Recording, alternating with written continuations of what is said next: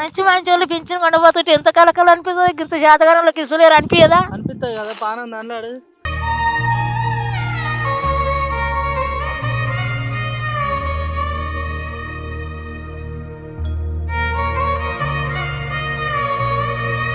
మీ MLA ఎవరు?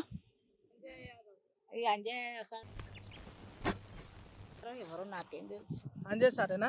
నేను మరీ అంత ఎదవలా కనపడుతున్నారా? అంజయ్ సారే మీ ఎమ్మెల్యే. అంజయ్ సార్ కూడా తెలియదా? అసలు నా గురించి ఏమనుకుంటున్నారా మీరు?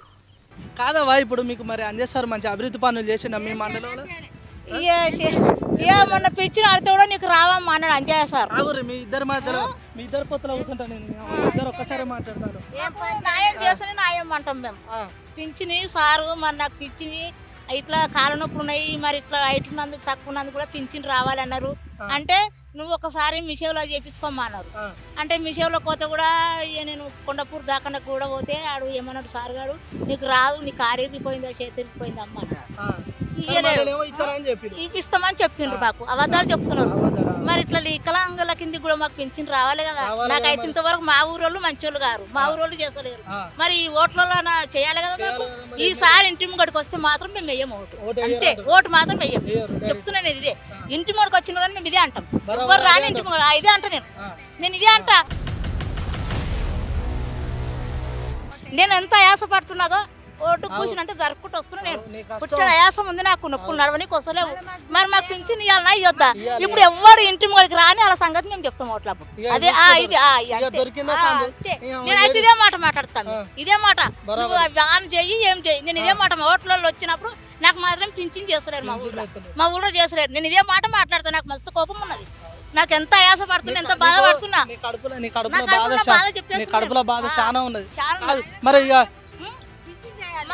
మేము గరీబ్ కాలం అడుగు చేను పక్కన మాకేమైనా భూమి ఉందా, రెక్కలు కొట్టుకొని ఎంతగానో మీ నొప్పులతో ఆయాసపడాలి మేము. ఇప్పుడు మొత్తం ఆ నుంచి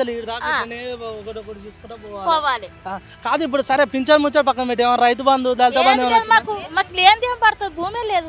భూమే లేదా మొత్తం లేదు. ఈ రెక్క చచ్చిపోయి బొందల వండిన దాకా మాకు ఇదే రెక్క.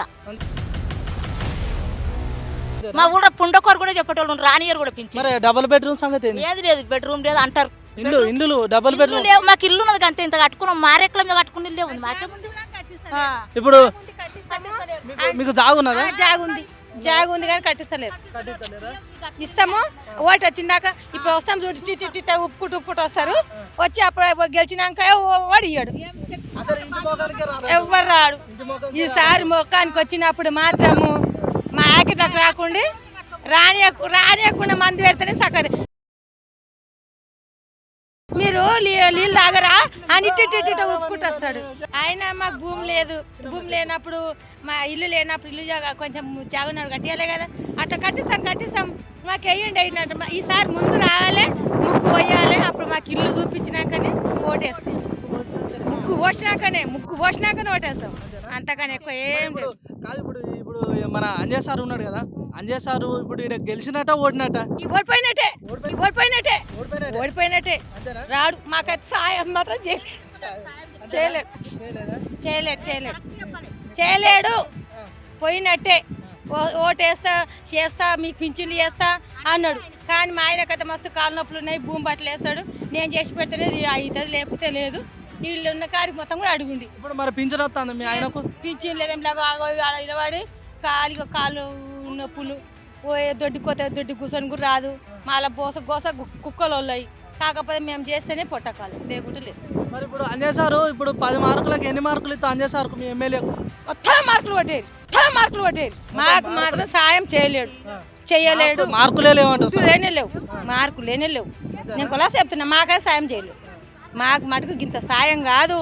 గింత ఓటు వేసిన మొక్క చూపించింది కానీ మళ్ళీ రాలేడు.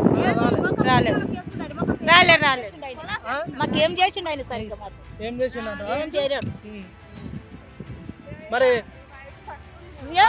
లేచి చూపించమంటే కూడా దిల్సూరు కోటవ కూడా బాధ లేదు. పుట్టుకుంటు కాదు, మా సయాసం ఉంది. మీటింగ్ లో కూడా మాట్లాడతారు అయితే? మాట్లాడకపోతే అంటే మీ కోసం మీటింగ్ లో అయినా మాట్లాడతారు. బాధ ఏం మాట్లాడు. నాకు లెక్కలు చేసుకుంటున్నారు. లెక్కలు ఇంకా మేము చేసినాక ఇల్లు ట్యాక్సులు గట్ట అంటే కరెంట్ బిల్లు అంటే ఏంటి ఎంబడి బుచ్చగాళ్ళకు అదే, ఉన్నోళ్ళకు అదే, లేనోళ్ళకు అదేనా. ఆయన వచ్చి మాకైతే ఏం సక్కలేదు అని వాళ్ళని నడపాలి. మిమ్మల్ని వాళ్ళని నడిపినట్టే మా కష్టం చేసి కరెంటు కట్టుడు, కూరగాయల కట్టుడు, మరెక్కలైతే ఏం లాభం లేదు.